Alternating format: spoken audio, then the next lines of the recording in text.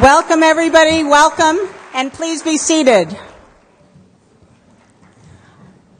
I'm Susan Collins, the Joan and Sanford Weill Dean of the Gerald R. Ford School of Public Policy.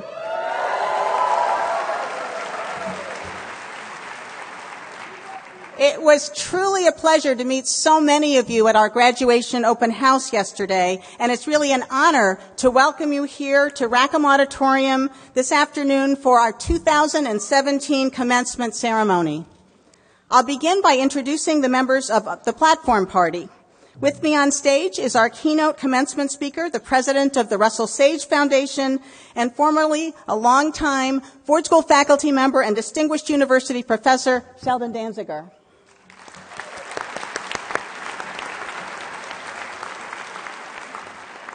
Sheldon, we're honored to have you here with us today, and we look forward to your remarks a little later in the program. To Sheldon's right is Annie Maxwell, MPP class of 2002, now president of the Skoll Global Threats Fund, and this morning at Michigan Stadium, Annie was celebrated as one of just 10 recipients of the university's Bicentennial Alumni Award.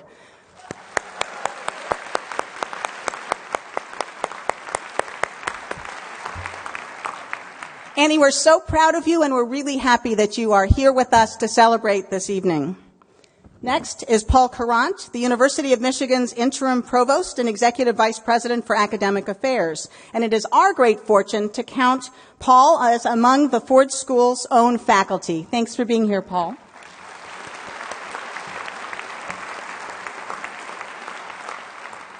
At stage right is our writing instructor, David Morse, who will be reading the names of our graduates as they cross the stage a little bit later. We're joined as well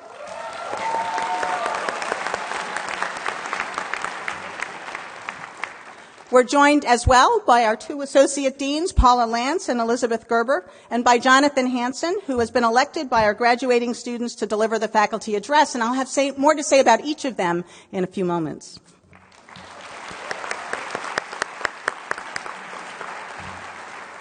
And last but not least, elected by their respective classmates to provide the student commencement addresses are soon-to-be Ford School MPP graduate Bilal Baidoun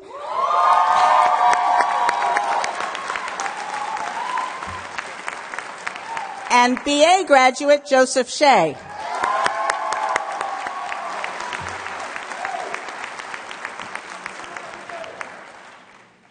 Well, we're gathered here this evening for what has become the happy highlight of the academic year for me and many of our faculty and staff, the opportunity to celebrate the achievements of the wonderful faces who are sitting among us in caps and gowns. The Ford School at the University of Michigan has pioneered the study of public policy for over 100 years. We were the first program of its kind at our founding in 1914. So we've been at this for quite some time. But unlike, I should say, my colleagues who, for example, lead the law school or the business school or the school of education, I'm often asked questions like, so what is a school of public policy anyway? Well, I'm always delighted to take any chance I can to tell families and friends about the Ford School, our students, and our faculty. At its core, the Ford School's mission is to improve lives, to improve communities. Public policy is about the institutions and the structures that we build together, that connect us together as neighborhoods, nations, a global community. We can see that public policy from 10, 30, 100 years ago helped to shape the lives that we lead today. Public policy was instrumental in pulling America out of the Great Depression, in rebuilding Europe after 1946, in radically reducing disease, providing safe food, and expanding civil and human rights. Public policy provides the infrastructure around which countries agree to trade, to partner for security, and to implement large-scale environmental protections. Undertakings like these take time, collaboration, and diverse perspectives. They were and are actions rooted in the simple principle of decency. And yet, let's be clear, it was also public policy at work throughout the past year as we slogged through what was one of the most divisive presidential elections, with perhaps the least amount of policy substance in American history. It is also public policy at work just down the road in Flint, Michigan, where a generation will suffer devastating permanent health impacts of lead poisoning from drinking water that they had every reason to expect was safe. Extreme partisanship, growing economic inequality, fake news, all of that, too, is the public policy context that we face. And I think this helps explain why, since last November's election, I have had dozens of people from different backgrounds and in different contexts approach me, the dean of the Ford School, and say something like, "We need more Gerald Fords. I really admired President Ford. His decency, his decades of success in working across the aisle, his commitment to an inclusive society, and his fervent belief in bringing facts to bear on public problems, President Ford was a tremendous role model." The University of Michigan's bicentennial celebrations call to mind that our namesake president was in office in 1976, as the United States marked its 200th birthday. On July 4th, 1976, Ford delivered bicentennial remarks at Valley Forge, the site of great suffering for America's Revolutionary Army 200-some years before. While President Ford, of course, was talking about the United States, I think his words are much more universally true. He stressed, and I quote, "A nation survives only so long as the spirit of sacrifice and self-discipline is strong within its people, and that freedom is always worth fighting for." Well, students, I won't trivialize the icy winter suffering of General Washington's Army by comparing it to your time in Public Policy 320 or 510 or Economics Core, but you have sacrificed and shown discipline and worked hard here at Michigan. And because of that, you are truly prepared to fight for principles that you hold dear, to keep building a more fair, just, and peaceful world. We've taught you to analyze complicated data sets, to evaluate benefits and costs, to speak and write clearly and persuasively, to think critically, ethically, compassionately, to recognize and incorporate multiple perspectives, to craft and enact creative solutions where others might see only dead ends. These tools are becoming all the more relevant as technology and demography propel dramatic breakneck changes in society. We can all see and feel our world becoming smaller and more interconnected, our challenges becoming more complex and our problems more wicked. On a happy commencement day, it doesn't take an optimist like me to see that the solution to these problems, our bright hope for the future, is right here. It's among our Ford School students and our alumni. We've prepared these graduates to build careers that represent the very best of the field of public policy. I first stood on this stage for our commencement ceremony in 2008. And just 9 years later, the graduates who shook our hands that day have already forged careers of impact. Alums from the class of 2008 are directing public affairs efforts for Coca-Cola and Google. They're leading USAID's anti-malaria initiative, serving as chief of staff for the New Orleans City Council, managing clean energy strategy for Pacific Gas and Electric, and much, much more. Those sorts of careers are in your futures as well. The talented, courageous people working with others to solve society's big problems for the next half century, that's the group that you are now joining as an alum of the Ford School.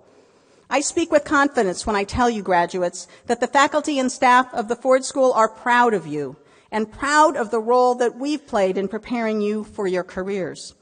I've often thought that we who teach and work at the Ford School are privileged in the sense that every day we get to help prepare students like you to become the citizens and the public servants that our world deserves and so desperately needs.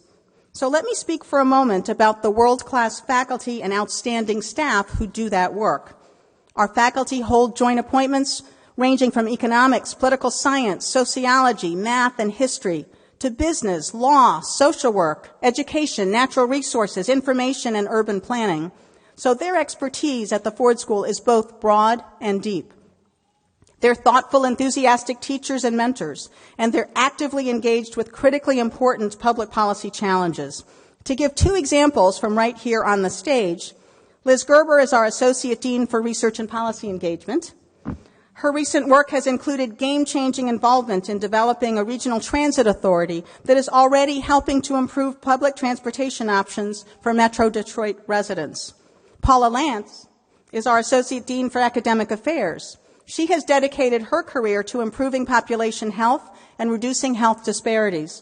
She's currently leading a major effort to provide timely, actionable policy research that will accelerate progress towards health equity. The Ford School's professional staff are also a fabulous source of the school's strength. Today's graduates have been recruited, counseled, and prepared for their careers by the work of our terrific staff team, a team that keeps the education, research, public service, and engagement missions of the school moving forward. And it is now my pleasure, and indeed my honor, to invite all of the Ford School's faculty and staff to stand.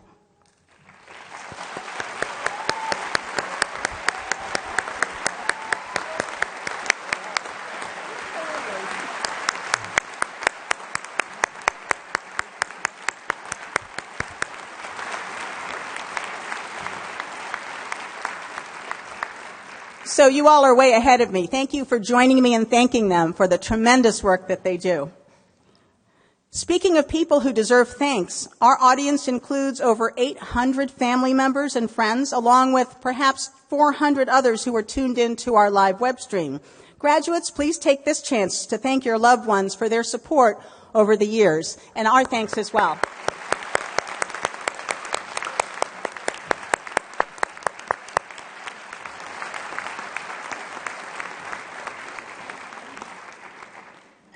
And now I'd like to talk to you about the classes of 2017, about what they've accomplished and given back during your time at the Ford School. We have one PhD graduate who will receive her doctoral hood here this evening from her faculty advisor, and you'll hear her dissertation title as she's hooded.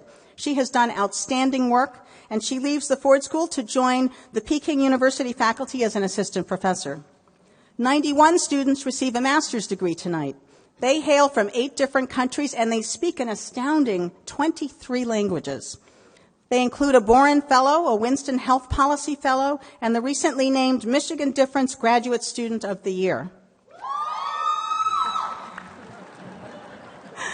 This year, they raised over $13,000 for the Community Foundation of Greater Flint, and they did so with tremendous creativity.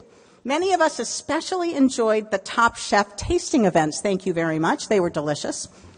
Last year, this cohort was the driving force behind a new group for first-generation college students. They organized lunches, created a newsletter, and found many ways to connect and support each other here at this very large university.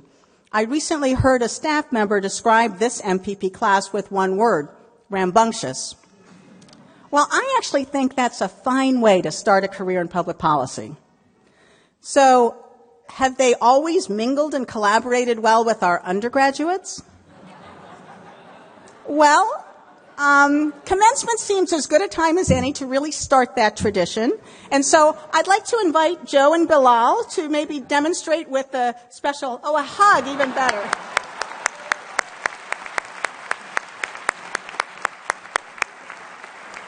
Perfect. And just to remind our MPP students, you might be working for one of the BAs one day. And they may be working for you. So now let me tell you about the 73 students who graduate today with a Bachelor of Arts in Public Policy. They have been part of one of the university's finest liberal arts programs. In small classes with some of the universities of Michigan's top faculty, our BA curriculum trains students to think critically and across disciplines to understand policy challenges and develop solutions. I must note that the BAs first joined the Ford School 10 years ago, which was my first year as dean, and it has been such a pleasure to watch the program take off. Today's BA graduates include 23 Phi Beta Kappa, 26 Angel Scholars, and 2 recipients of the Martin Luther King Jr. Spirit Award. They write for the Daily, they lead campus-wide student government, they advocate passionately and wisely for the causes they believe in. These students truly are the leaders and best across a wide array of campus activities. Taken together, the classes of 2017 are serious students, hard workers, and dedicated leaders.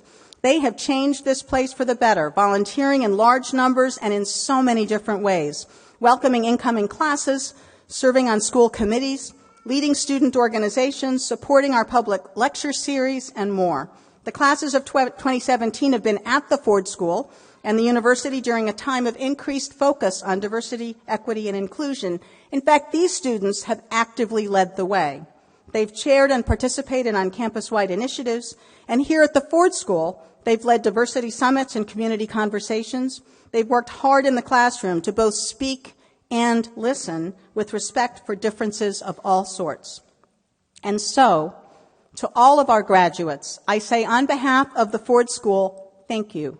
It has truly been a pleasure to work with you and to get to know you. I know that many of you have mixed feelings about what today represents. You'll miss a lot about your days in Ann Arbor. Dominic's, the Diag, Dancing at Live, Rick's, Skeep's, Charlie's. You'll miss long working hours in the computer lab, urgent emails to FSPP all, Jim Harbaugh's third season. Of course, most of all, you'll miss your Ford fam.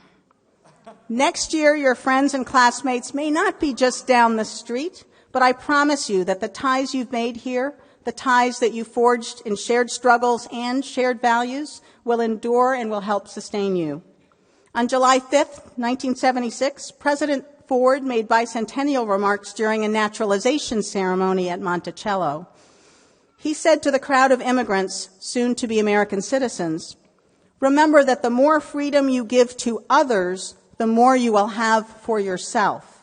Remember that without law there can be no liberty.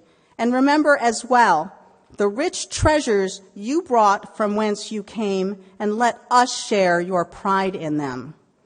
As an immigrant myself, those words particularly resonate with me as I reflect back in the 10th and final year of my deanship. Indeed, my parents, both from Jamaica, exemplified the values of perseverance and helping others. They inspired me on the path that led to this unique place, the small but mighty Ford School. Its reach and its impact are immensely enriched by the many treasures that its faculty, staff, students, and alumni that each of you have brought to its very special community. It has been a tremendous honor for me to have become part of this Ford fam, and for all of the good, indeed, I would say great work that we have done together in the past 10 years, my heartfelt thank you. I like how Oprah Winfrey put things when she said, and I quote, "If you hadn't been prepared when the opportunity came along, you wouldn't have been lucky." It might not always seem so, but as Hamilton's Angelica Schuyler sings, how lucky we are to be alive right now. Well, to that I'll add now, when our world and our communities so clearly need your talents. How well prepared you all are to serve and lead, to seize the opportunities that will present themselves. Graduates, we are so proud of you. Congratulations and best wishes to the classes of 2017. Go Blue!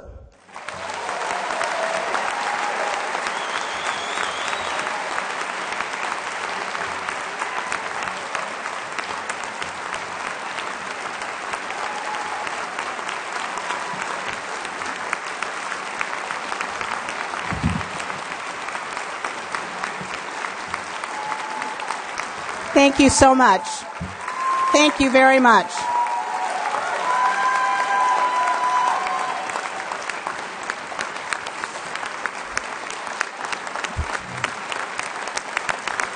Thank you all.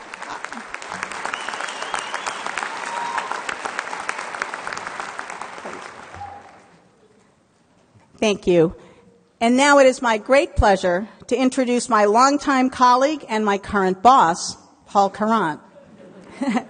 In addition to his role as Provost and Executive Vice President for Academic Affairs, Paul is an Arthur Thurnau Professor, the Harold T. Shapiro Collegiate Professor of Public Policy, Professor of Economics, Professor of Information, Presidential Bicentennial Professor, and Faculty Associate in the Institute for Social Research. His wit and his warmth are legendary. We speak often of the wonderful community at the Ford School. As a longtime faculty member and former director of the school, Paul is among those who created that special culture that we treasure and who helped to sustain it over all of the years. Please join me in welcoming to the podium Provost Paul Courant.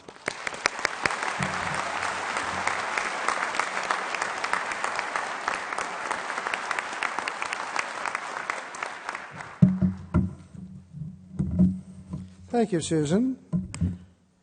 As interim provost, I'm here in part to represent the university at this ceremony. And as a faculty member at the Ford School, I get a bonus opportunity to congratulate our graduates from that perspective.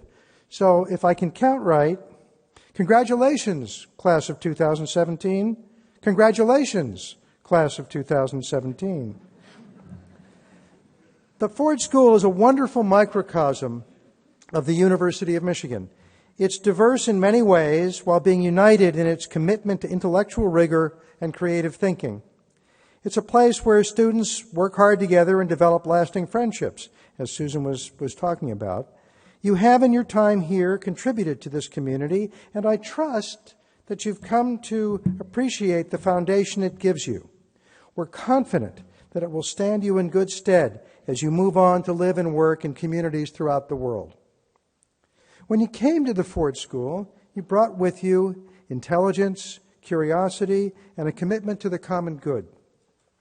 We have, as a school, added to your knowledge and helped you develop skills that will prove useful as you seek to affect public policy in your careers and as active citizens.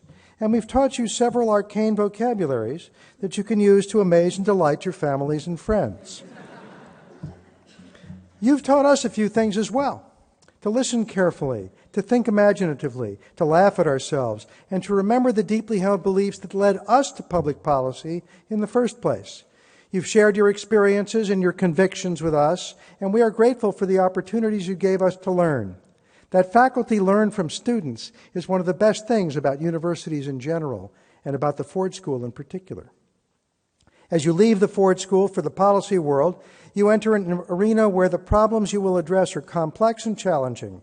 In choosing this field, you've committed yourselves to work that is hard, underappreciated, and critical to our shared future. This work requires a strong commitment to careful analysis, robust debate, and thoughtful decision-making, and a willingness to accept the fact that some people make more money than you do.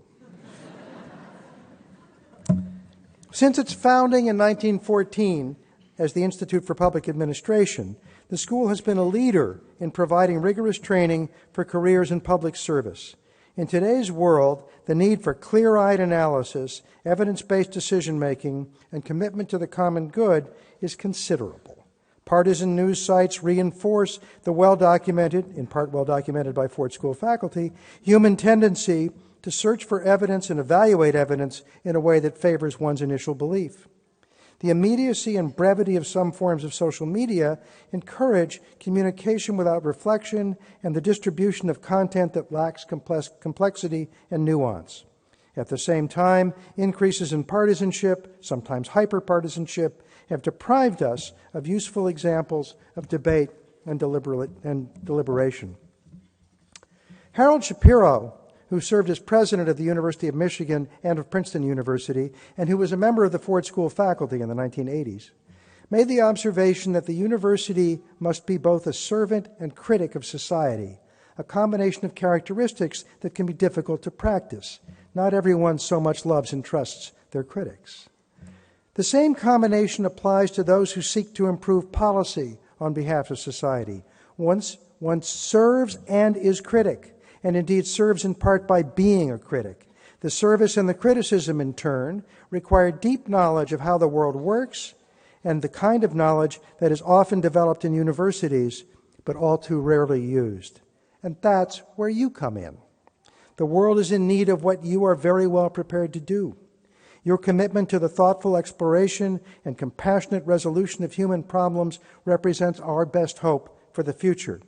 So to the graduates, let me say that with pride in your accomplishments and confidence in your abilities, we welcome you to the community of University of Michigan graduates and look forward to your contributions to the world. Congratulations and congratulations. As noted earlier, I'm also wearing an administrative hat. With that firmly in place, I want to salute Susan Collins as she presides over her final commencement as Dean of the Ford School. Wait, there's more. In her 10 years as Dean, Susan has led the school to new levels of accomplishment. She's made the school and its expertise more visible to policymakers around the country and around the world. Faculty members are regularly consulted by officials at all levels of government and contribute to national and international policy debates through op-eds, upshots, podcasts, blogs, and other media. She's worked with imagination and energy to bring practitioners to the school, enriching the curriculum with these voices of experience. Susan's first concern, however, has always been to ensure that Ford School students receive an education that will make them leaders and best throughout their careers.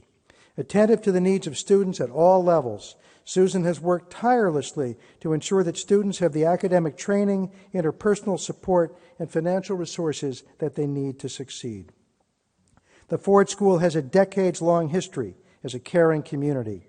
Susan has sustained and strengthened that tradition while overseeing growth in the program. To Fordies and Ipsters alike, these are important gifts to a place that they love. While Susan is stepping down as dean, she will continue to be a member of the faculty. She will hold the Edward M. Gramlich Collegiate Professorship of Public Policy. The naming of this chair pays tribute to the school's founding dean, who was, like Susan, deeply committed to the common good. Susan, we are grateful for and better because of your contributions to the Ford School, the University of Michigan, and the society we all live in. Thank you.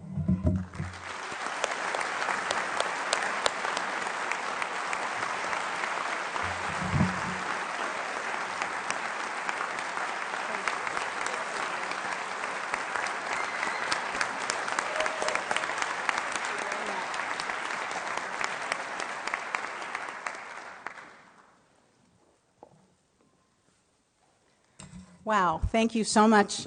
Again, I am overwhelmed, and it, again, is such an honor to be a part of this very special community. And thank you for your remarks, Paul.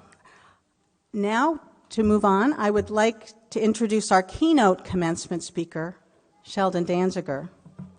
Sheldon is the president of the Russell Sage Foundation, the principal American foundation devoted exclusively to research in the social sciences. Sheldon is one of the nation's leading scholars on the causes and consequences of poverty and inequality. He was also on the Ford School faculty for many years and recognized with the university's highest honor as a distinguished university professor. And yet, for all of Sheldon's renown as a scholar, his career as a teacher and a mentor are just as central to his legacy. For 25 years, he led pre- and postdoctoral training programs here at Michigan that were designed in part to bring much-needed diversity of backgrounds and disciplines to the study of poverty and social welfare.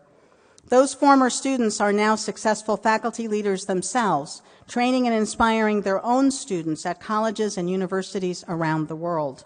Others are employed at foundations, think tanks, research firms, nonprofits, and government agencies. When Sheldon retired from our faculty a few years ago to take his post at Russell Sage, dozens of his former students eagerly planned and participated in a major symposium in his honor. And when I looked around the room that day, it was clear that Sheldon's commitment to mentorship and teaching had changed the face of poverty research for generations to come. Please join me in welcoming to the podium Russell Sage President Sheldon Danziger.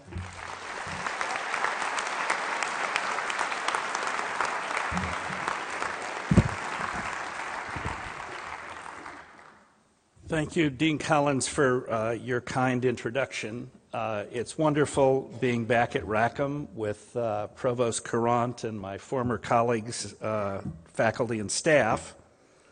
I'm particularly honored because I think I was here for Susan's first 6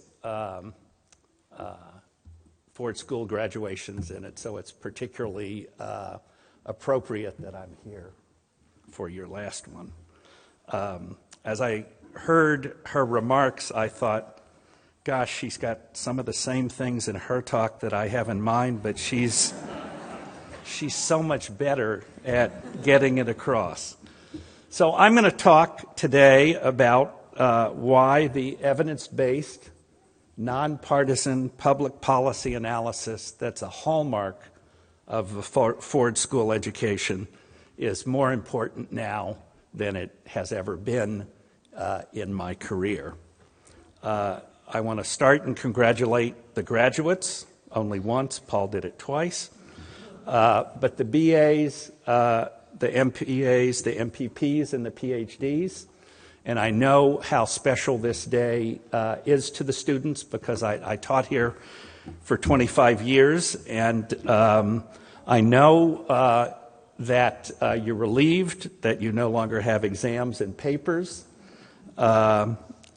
But I also know that you're proud of your accomplishments, but that the proudest people here are your parents, grandparents, relatives, and friends. And I know your parents are particularly delighted that they won't get another Michigan tuition bill. The Ford School faculty and staff are, as has been said, but I'll say it again, are remarkable people. I know the faculty not only spend time in the classroom, but also outside mentoring students. And I certainly know about the long hours the writing instructor and career services offices and the other Ford School staff focus attention on Ford School students. I know that you, as Ford School students, get much more attention than do students in other programs on campus and almost anywhere else in the country. So again, as Susan said, one of the highlights of my career here is to look back and see many of the students I taught in leading positions at universities, think tanks, government agencies, and in the nonprofit and private sectors. So to turn to my remarks, and it builds on some of the things Paul said, is that at the Ford School, rigorous policy analysis is the order of the day. Students learn, I have three things, they learn other things, but three key things that are emphasized. First, all public policies have costs and benefits, some intended, others not intended, and it's difficult to sort them all out.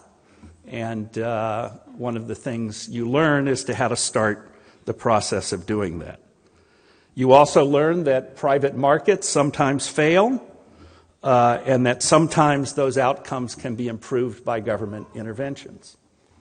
You also learn that sometimes government interventions fail, and they can be improved by private sector options.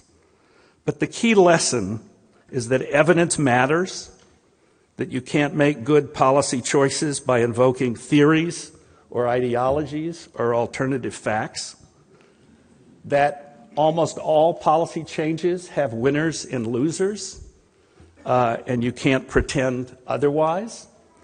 In other words, there are no magic bullets.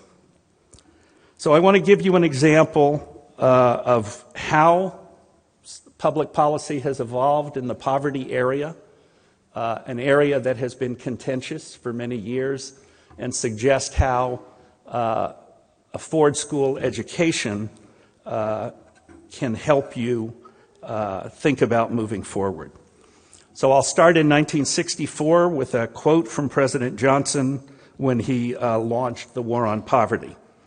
He said, "We cannot and need not wait for the gradual growth of the economy to lift this forgotten fifth of our nation above the poverty line.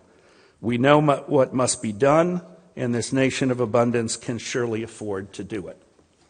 Shortly thereafter, his administration launched and implemented major efforts that it's hard to think of our world today without them. Medicare, Medicaid, Head Start, Job Corps, grants for college tuition, safety net protections for the poor, food stamps, increased minimum wage, increased Social Security benefits. Each year, millions, tens of millions of low-income, elderly, and disabled Americans benefit from these and other social policy programs. There's a long tradition of research, which continues to evolve, that emphasizes that these programs deliver significant benefits to those who receive them. They reduce poverty and economic hardship in the short run, and they improve the education and health outcomes of their children in the long run. Despite the research, a view remains widely held, best exemplified by a simple sentence from Ronald Reagan in the 1980s, quote, "The federal government fought the war on poverty and poverty won." But if the research evidence says that the safety net works, but the conventional wisdom doesn't accept that evidence, why is it that poverty remains high? The simple answer is that it's the economy that's changed. And the economy changed drastically in the 1970s, so that a rising tide no longer lifts all boats. We're living in an era of inequality where economic growth no longer trickles down to the poor or even to the middle class, because most of the economic gains of the last 30 years have been captured by the economic elite. There are a lot of causes of this, also along research. Globalization, labor-saving technological changes, declining unions, and changing corporate employment practices have all combined to hold down the wages for workers without a college degree. However, even though the effects of these complex economic, social, and political changes are evident in the research, politicians continue to claim that magic bullets exist, that they'll increase economic growth and lift all boats again. The magic often involves such things as reducing taxes on the rich and reducing government spending for the poor and the middle class. Some people have even claimed that tax cuts will unleash huge economic growth that will pay for itself. I'll give two recent examples. The recent attempt to repeal and replace the Affordable Care Act, the research analysis of the Congressional Budget Office and other nonpartisan organizations show that the American Health Care Act of 2017 would have had more than half of the tax cuts go to families with incomes over $1 million. And the Congressional Budget Office estimated that within a decade, 24 million fewer Americans would have health insurance. That doesn't sound to me like a policy in which a rising tide will lift all boats. Just this Wednesday, the new administration put out a one-page proposal of more than $5 trillion in tax cuts. A group called the Committee for a Responsible Federal Budget, which includes former government leaders and senators from both political parties, wrote, "It seems as if the administration is using economic growth like magic beans, the solution to all of our problems. But there is no golden goose at the top of the tax beanstalk, just mountains of debt." The Ford School, as I said, teaches students to reject magic bullets and evaluate the evidence. This may be a pipe dream in today's political environment, but you're just starting your career. And as Susan said, it's now more important than ever to take up the challenge of your Ford School education. Let me suggest a recent example of where I used my Ford School education to try to do something like this in the public arena. A few years ago, I was invited to join a nonpartisan task force, which was convened by the Right of Center American Enterprise Institute and the Left of Center Brookings Institution. When we joined, we were asked to take a pledge.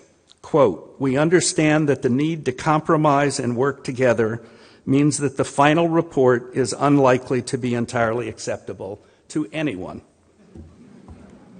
It wasn't easy. when we first started meeting, we argued and interrupted each other. We were fortunate that a psychologist was leading the group. And one of the things he did was always have us start at lunch and work through dinner. And at about 5 o'clock, he brought out the scotch and the wine. And while people were getting their dinner, they talked about their families. And it actually got to the point where, even though we disagreed, we liked each other. We issued a report called Opportunity, Responsibility, and Security. You can go to the website of either AEI or Brookings and take a look at it. We began to move forward when all of us agreed that there were 3 shared values that people on both sides of the political divide could endorse. And we were going to use those values then to look at the evidence and come up with our policy responses. The first was non-controversial. Nobody disagreed. I suspect nobody in the room would disagree. Quote, all Americans should have the opportunity to apply their talents and efforts to better themselves and their children, regardless of the circumstances of their birth.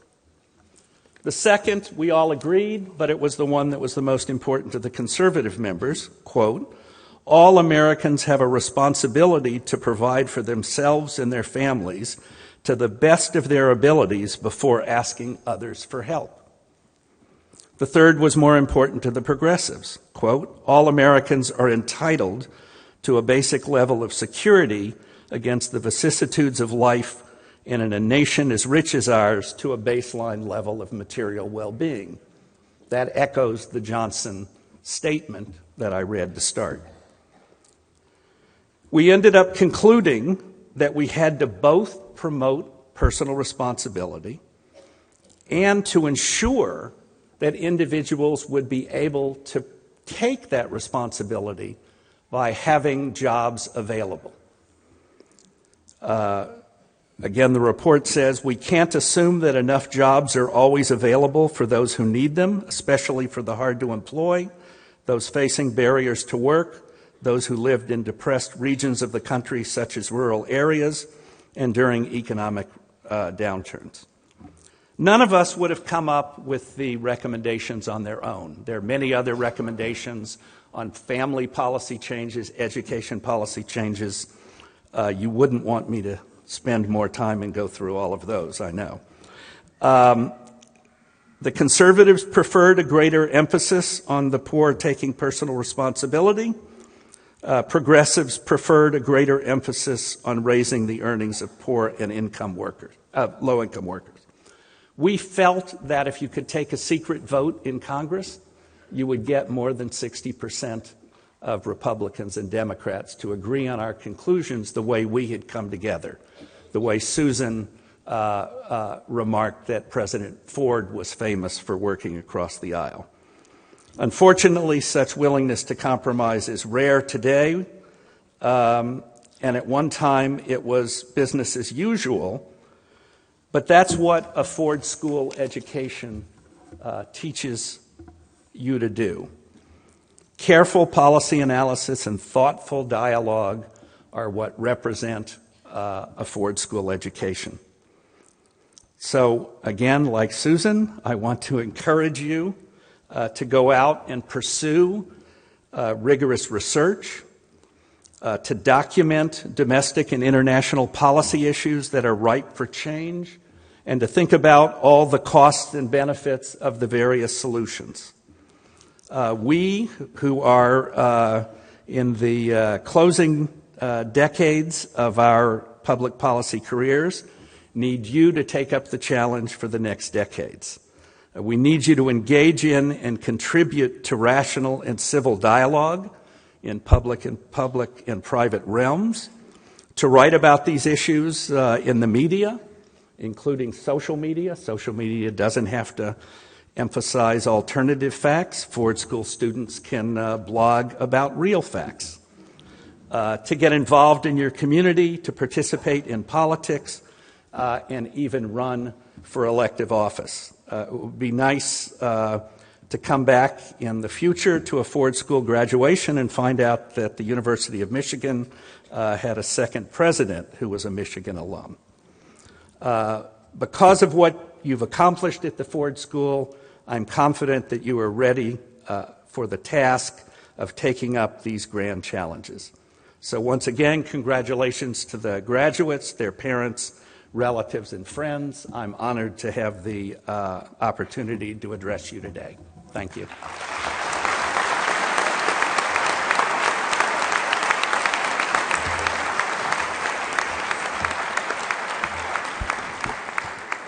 Thank you very much, Sheldon. And now I am delighted to welcome to the stage members of one of the University of Michigan's outstanding a cappella ensembles. They will perform two classics from the University of Michigan songbook for us, the Dicks and Janes.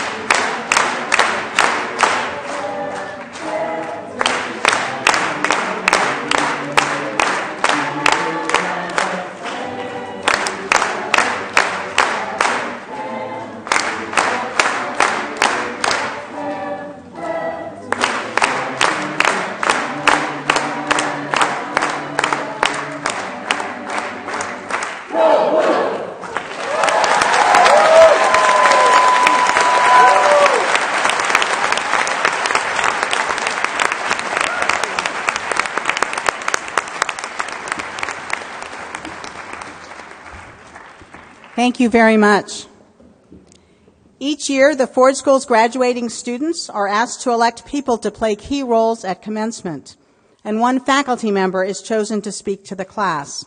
Both sets of graduating students also choose a representative student speaker.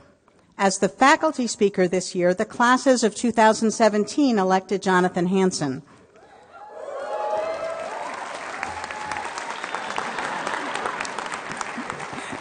John Hansen is a lecturer in statistics for public policy at the Ford School. He is a specialist in comparative political economy and political development. In his recent projects, he has explored whether democracy and state capacity complement or substitute for each other in terms of improving human development, and why authoritarian regimes vary so significantly in terms of economic and social outcomes.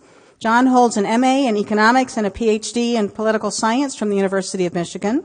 And John, or at least John's chin, was a top fundraiser during our students' No Shave November, which raised money for the Flint Child and Health Development Fund. And so I'm delighted now to welcome him on behalf of the faculty to address our graduates. John?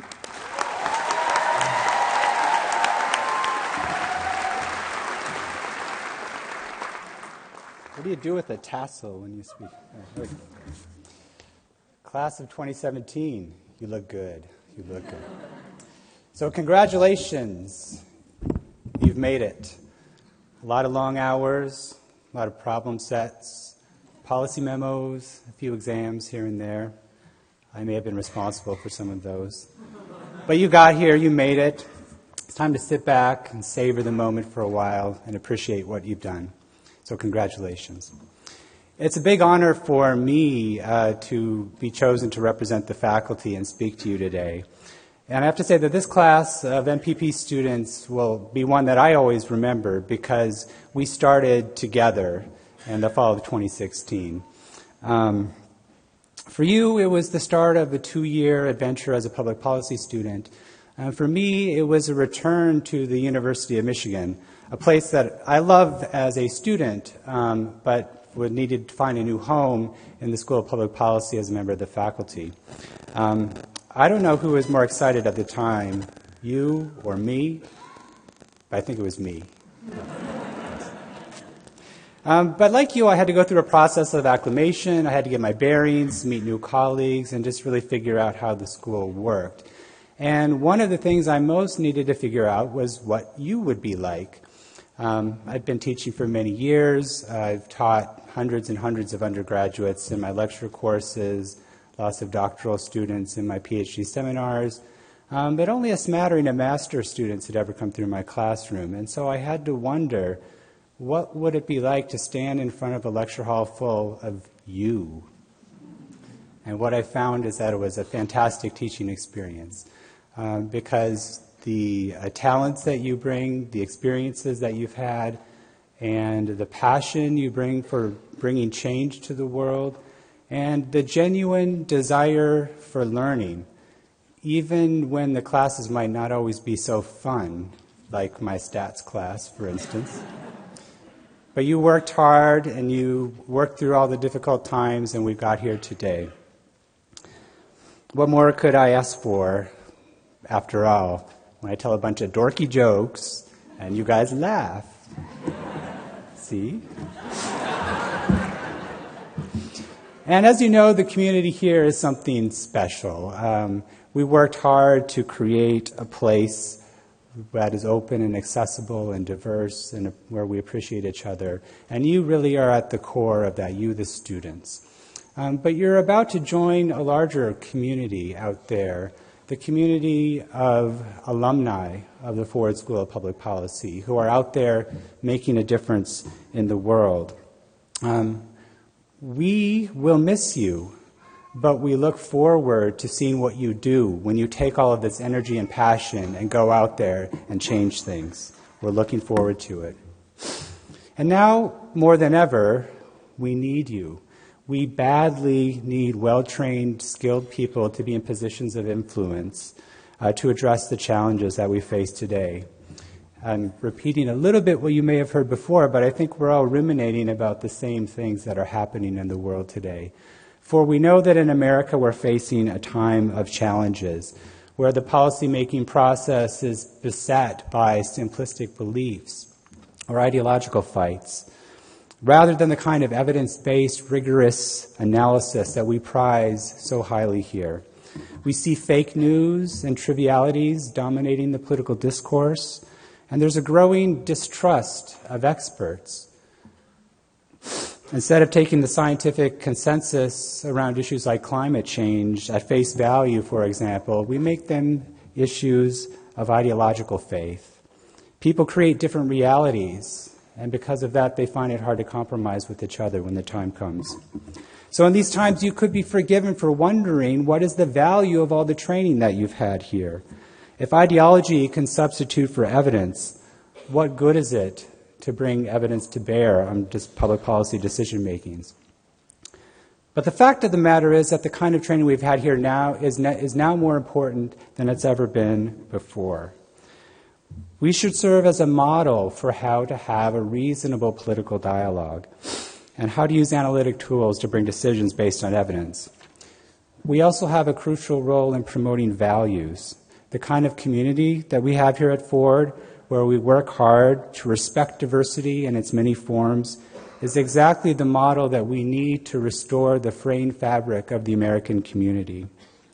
We have our differences, sure, but we come together, we listen to each other, and we work for the common good. We now need you to be the leaders and the best, and to take on these challenges and change the world out there. And I must say, the situation is not as bleak as it seems. There's some evidence, if you look hard enough, of the impact of experts out there having an effect on the public policy process. As Sheldon Danziger mentioned, the Congressional Budget Office, staffed with people just like you, had a big impact on the recent debate over health care policy. They did analysis and said what they predicted would happen, and it changed the course of the debate in the House of Representatives. And we've also seen what happened when community organizers and medical professionals and university researchers looked at the situation in Flint, and they stood their ground, and they made people pay attention. We have to stand up when you know what's right. And then we heard our president, not the president here, but of the United States, remark recently about the healthcare debate that, it was a lot more complicated than he first thought. Who knew it could be so complicated? You guys knew, because you study these things, right? You knew. It turns out that expertise matters. Your skills, your passion, and the values that you bring matter. So don't be discouraged by the divisiveness of our political discourse. In the end, people can be persuaded by evidence. Still, I want to warn you that at some time and some place, you may fail. You may put your heart and your soul into something, and it may not turn out just how you think. But if you stay true to your values, you can never really fail. If you can look yourself at the mirror in the morning and say, I did it the right way, it doesn't matter what the critics say, because you met the standard that matters. So when things are rough, remember that. You don't back down, you get back up again, you dust yourself off, and you keep going. There's always another opportunity at another place, at another time. So, public policy students of 2017, great challenges, but great opportunities lie ahead. You're ready to face them. I know it. We congratulate you. We are proud of you. And we want to hear from you. Oh, and one more thing. Wherever you are, wherever you go, go blue.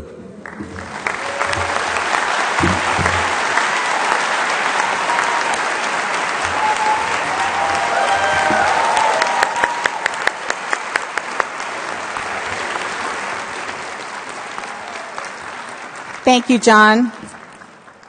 And now we will hear from the student elected to speak from the bachelor's class of 2017, Joe Shea.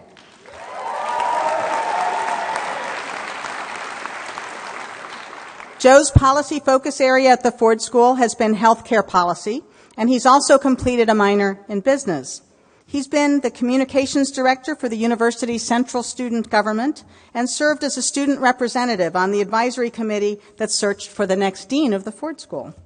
Joe has also been one of our peer advisors, counseling other BA students on their coursework, and providing input to faculty and administrators. He has secured a position as a junior associate at Sugarman Communications Group in LA, which is a LA-based public affairs and corporate communications consulting firm. Joe's father and his godfather are both proud Ford School alumni, class of 1985, so that's a wonderful legacy. And he's been described by staff as, and I quote, the ultimate Ford School cheerleader. And so it's really a pleasure to welcome Joe Shea now to address the graduates.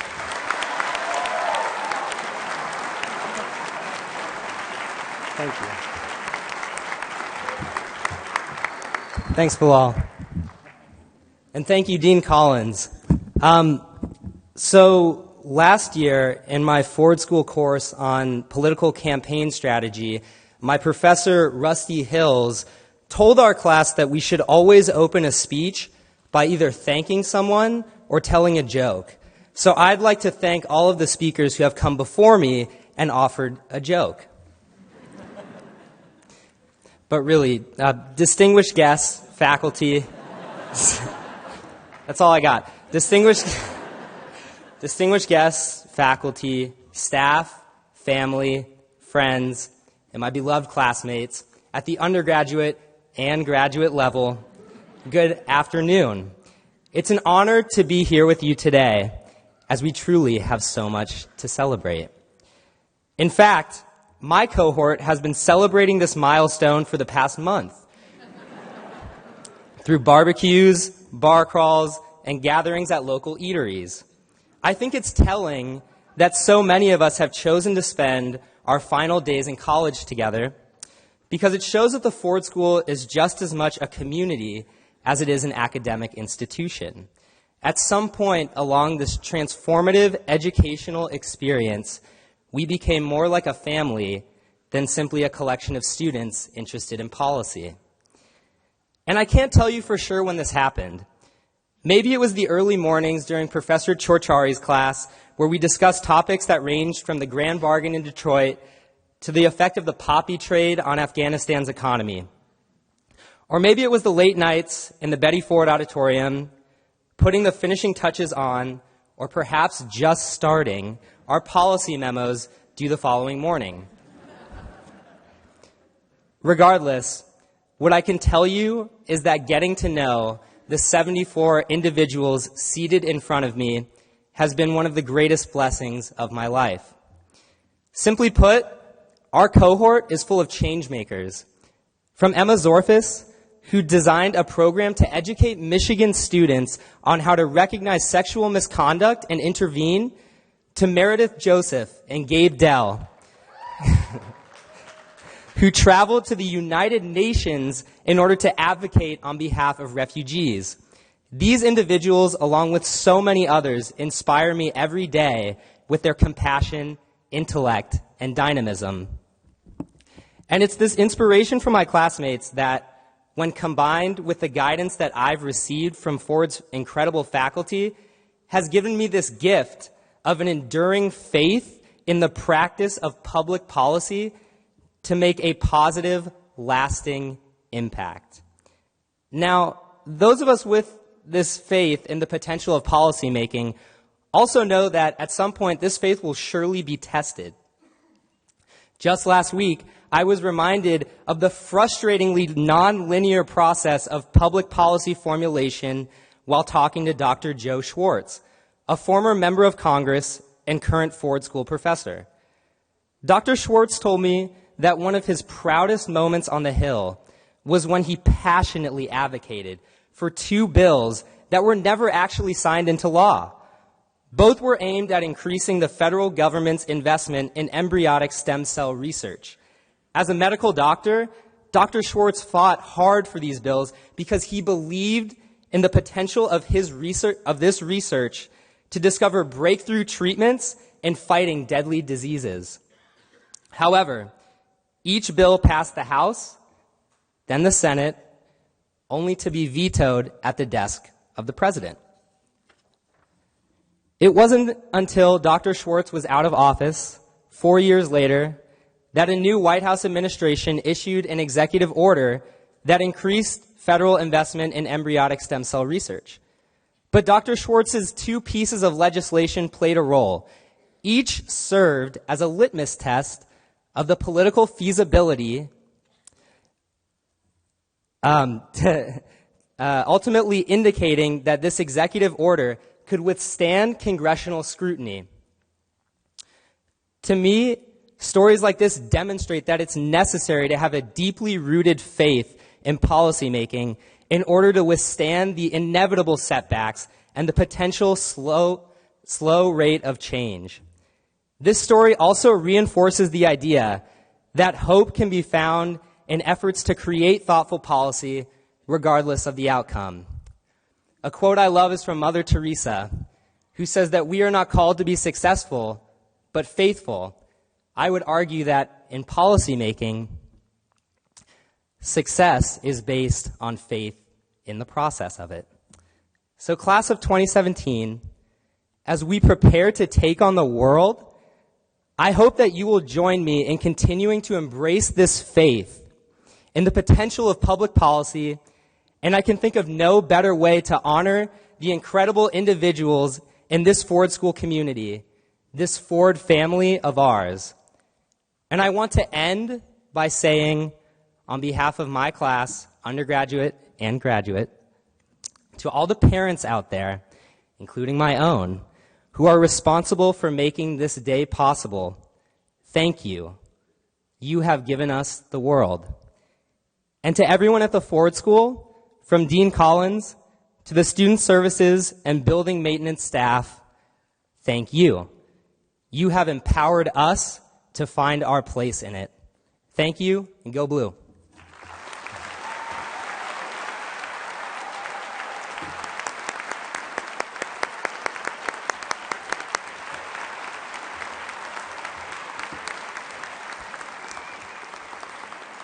Thank you very much, Joe.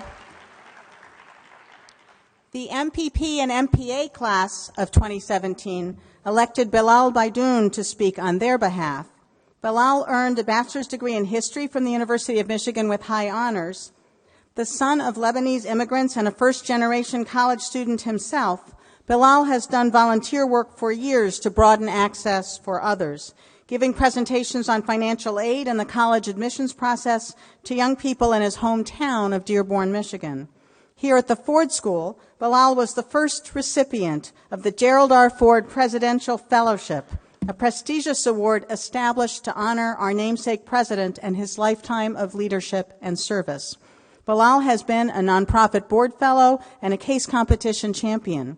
He completed his internship last summer with the Clinton Foundation, producing country reports, economic analyses, and briefing memos in support of the Foundation's global initiatives. Bilal, it is a pleasure to welcome you to the podium.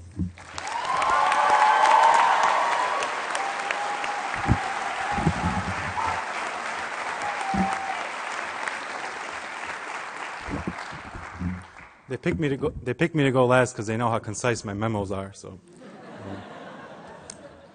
I want to start by congratulating my parents. This will be their second degree from the University of Michigan as well as mine. And a special heartfelt thank you to Dean Collins. It's been a privilege to be a part of the Ford School family under your direction. And of course, a warm spring welcome to all of you. To the families and especially to the parents, thank you for creating my dear friends and my soon-to-be colleagues. And I'm deeply sorry we didn't go to law school, but that's just the way it is. And finally, to the hiring managers across the country who I hope are joining us via live stream.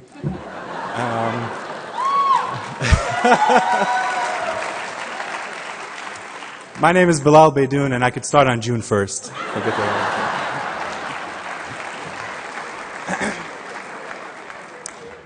But most importantly, the reason why we're here, the Ford School of Public Policy Class of 2017, otherwise known as my fellow graduates. It's great to see you for the first time this semester. And if I'm being honest, you've aged. And that's saying a lot because I saw you the week after the election. But in any case. Now, the remaining weeks of last November were trying times for me and perhaps for you as well. But on January the 8th, when we came back from our holiday break, I sat in class, and before the lecture even started, the professor had projected a quote onto the screen that really struck me, and here's what it said. It said, "If your entire understanding of the United States would be different if 90,000 people voted differently, then you have the opportunity to reconsider your understanding of the United States." Prior to reading that, I never really thought the word reconsider was, especially empowering. I mostly used it to email professors who didn't accept late assignments. But there's something truly profound and bold and, yes, empowering about subjecting your views to further scrutiny after adopting them as your own. The opportunity to reconsider your understanding. For me, this idea captures the essence of being a policy student, especially in 2017. This is what we're trained to do, and this is the unique power we now hold. The ability to cut through popular narratives, distill them using rigorous analysis, and ultimately reshape them for the public's benefit. To take what we do know about the world and use it to discern what we do not know. To constantly, even if begrudgingly, be willing to reconsider. This doesn't just apply to the United States and its elections, but to any one of the over 20 countries represented in the Ford student body, from China to Georgia to Chile, and to the global community more broadly. Today, there's no shortage of narratives to consider and reconsider. How do we address global climate change? What's the best way to resettle refugee populations? What is driving the political polarization that everybody's talking about? Is Ohio State University actually accredited?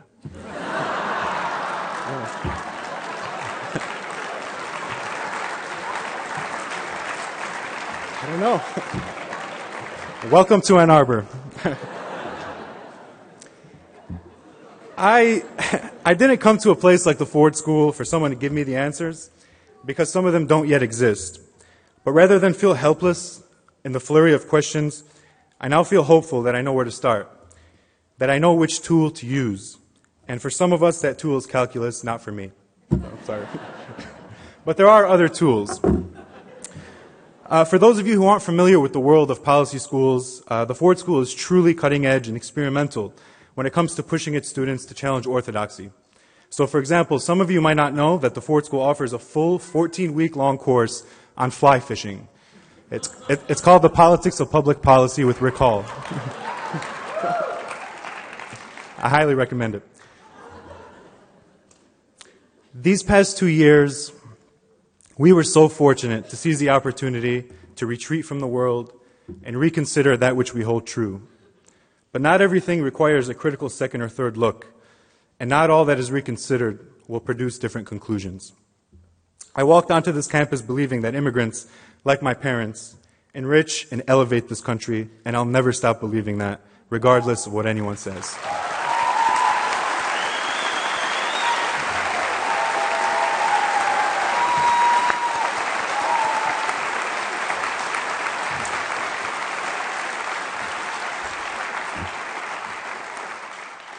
But I must say, a lot of what I reconsidered in graduate school resulted from the friendships I forged with these incredible people.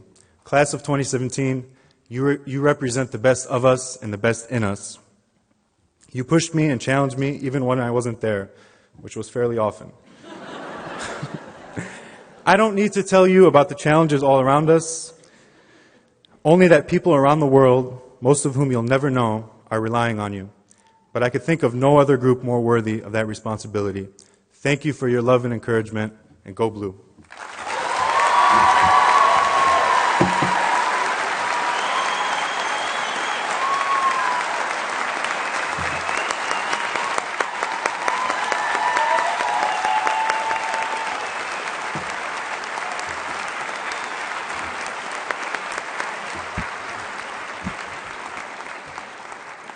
Thank you, Bilal.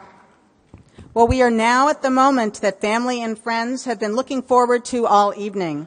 And our graduates are certainly ready to come to the stage to receive official congratulations on a job truly well done. This year, the names will be read by David Morse. David is a lecturer in expository writing at the Ford School, where he tutors graduate and undergraduate students. David is an outstanding teacher and a talented writer. He has a master's degree in fiction writing from the University of Michigan, and his work has been published widely. His first play was performed at the Colorado Shakespeare Festival in 2010. And I'm pleased now to introduce David to call the names of our graduating students. And I'd also like to invite the members of our platform party to step forward and help to congratulate our graduates.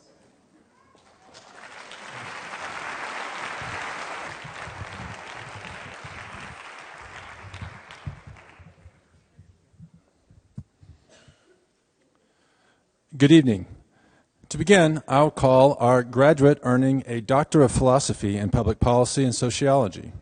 I'd like to welcome Mary Corcoran to the stage.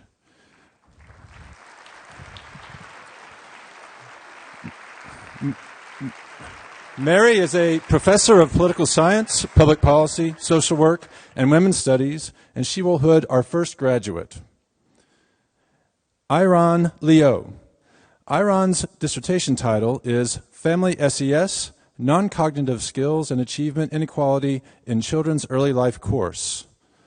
Iran will be taking a position as an assistant professor in the Department of Sociology at Peking University in China.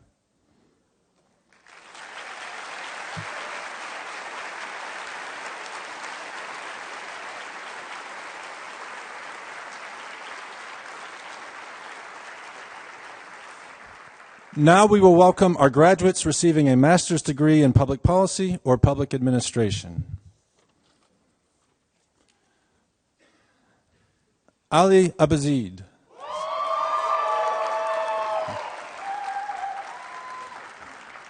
Krishna Nuardi Aditumo. Yasuhisa Arai.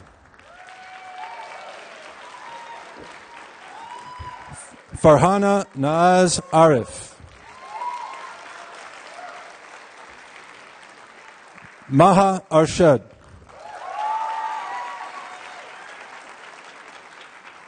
Michael Auerbach. Rachel Basil. Raymond Barrett. Bilal Baidoun.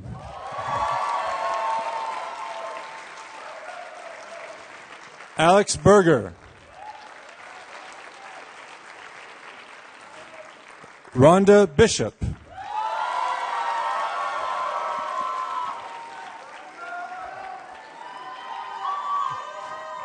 Megan Bogarts. Afton Paris Branch.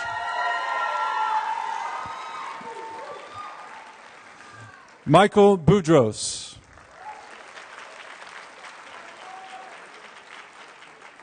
Ellie Chesson.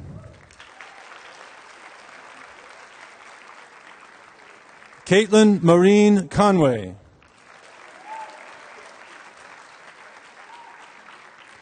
Lindsay Coonan.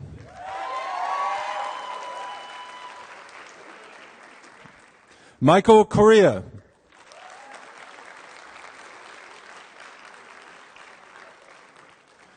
Therese Empey.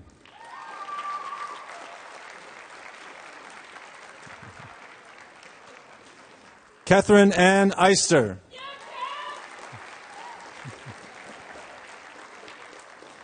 Kenny Fennell.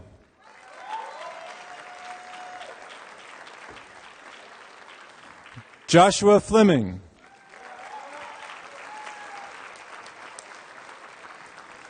Eduardo Garcia.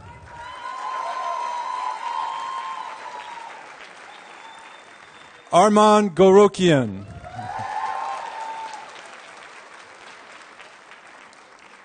John Guerrero. Mari Hashimoto.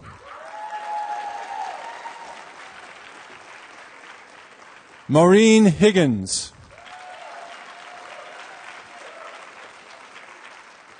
Stephanie Hinchin. Maxwell Huntley. Essie Kokua Hutchful.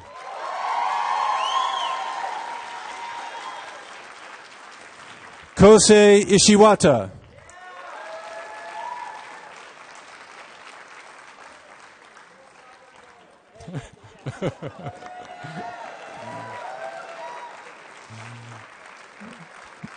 Kritika Jayaraman. Tashana Joseph.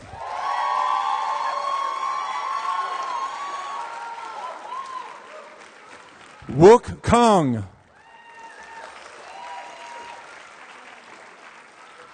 Ethan Kennedy.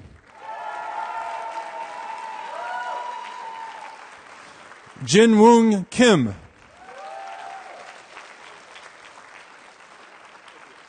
Emily Robson Krishunas.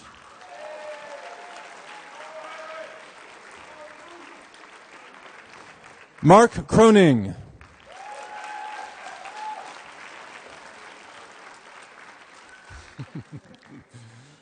Maureen Lochner.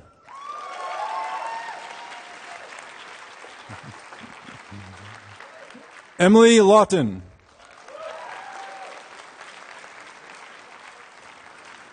Hyunho Lee.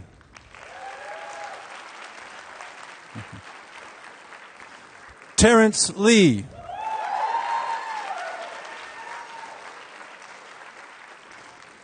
Kelly Lovett.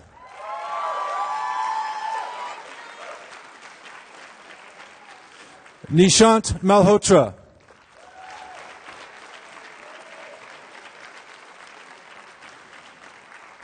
Michael Kevin Dabu Manansala.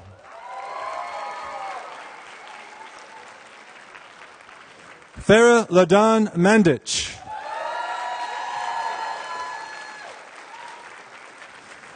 Alexander Reed Mervek.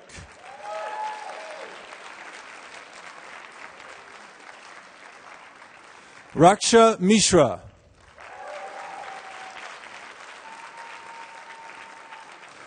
Benjamin Morse. Kate Naranjo.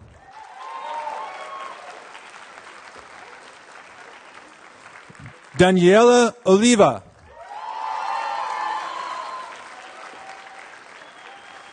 Melanie Pitkin.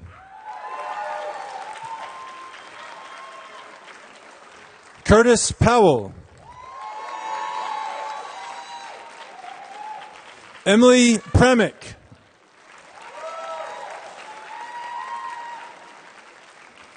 Joshua Rivera.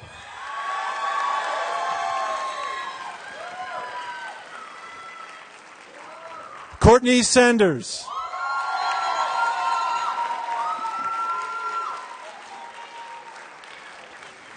Mary Schlitt.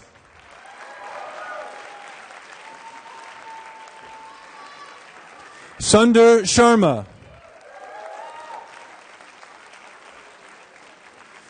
Kathleen Sly.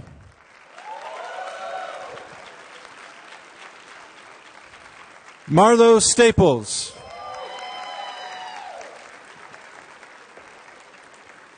Kazuki Tanaka.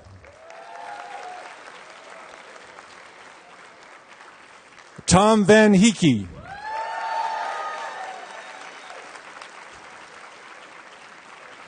Nadja Vandergriff.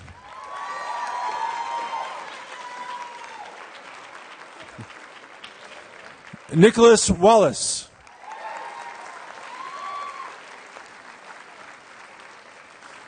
Molly Welch Marahar.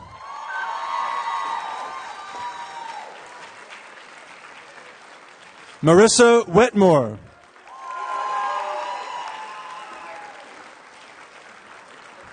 Bradley Winterstein.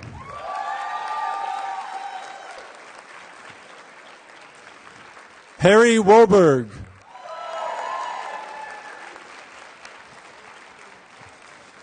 Yu Chen Yang.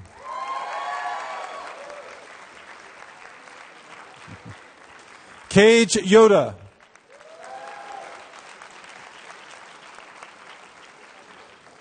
Robert Yan.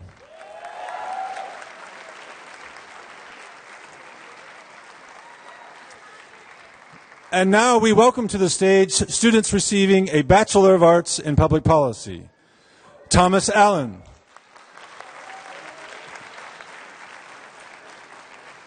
Joe Ambrose. Alexa Baglione. Julie Barger. Jessica Bethlemy. James Henry Blattner. Eliza Borish. Laura Brodkin. Neha Butch. Max Boltman. Desiree Chu. Dominic Klolinger. Gabriella D'Agostini. Sarah Dagger. Max Roland Davidson. Gabriel Dell. Zachary Dubin. Aaron Usabi. Matthew Fidel.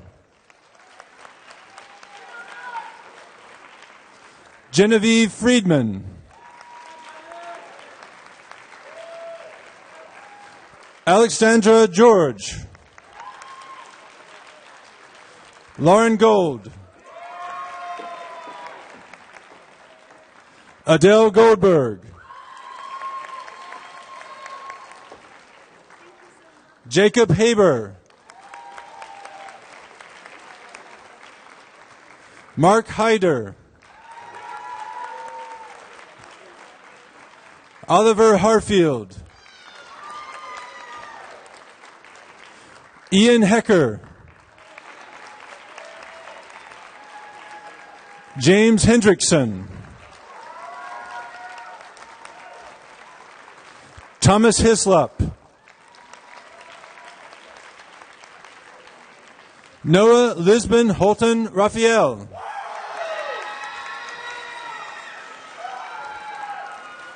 Hannah Louise Horobin. Jonathan Hyman. Meredith Joseph. Daniel Carr. Julie Katznelson. Ruby Kirby.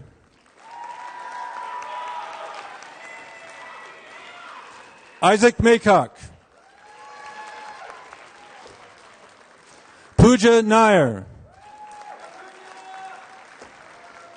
Victoria Noble. Heidi Lynn Pater. Jacob Perlman. Daniel Raybun. Madeline Riley.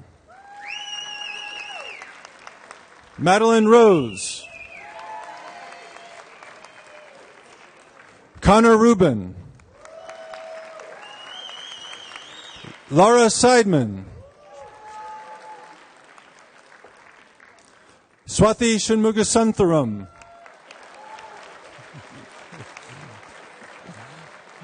Daniel Sharp.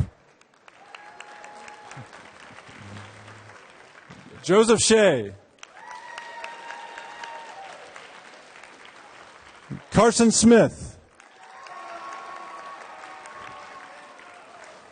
India Solomon. Graham Steffens. Michael Sugarman. Kirthana Sundar. Maisie Sylvan. Shahar Steiner. Claire Tegman. Gregory Weinstock. Alexander White.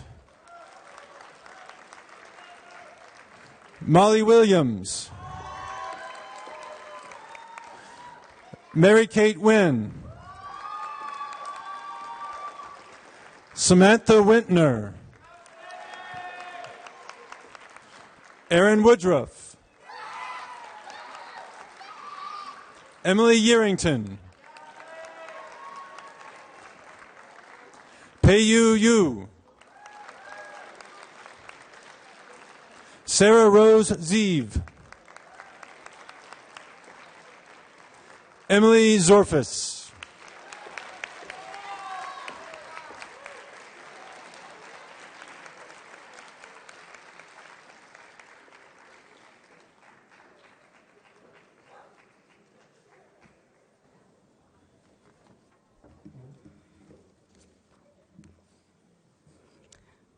Graduates, please stand and face your guests in the audience.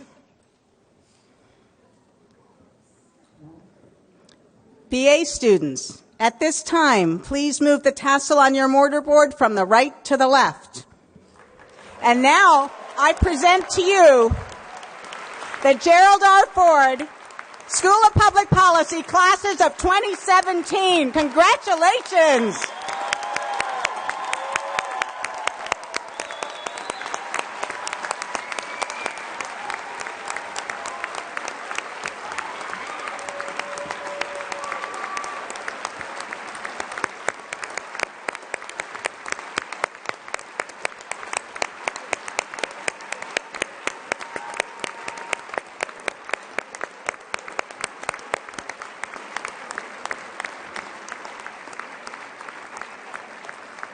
Wow. Well, I'll ask everyone to take their seats again for a moment. I'd like to thank all of you for coming today, and I'll ask you please to remain in your seats until the platform party and then the classes exit. We have light refreshments in the lobby, and I invite you to stay, take photographs, and enjoy the company.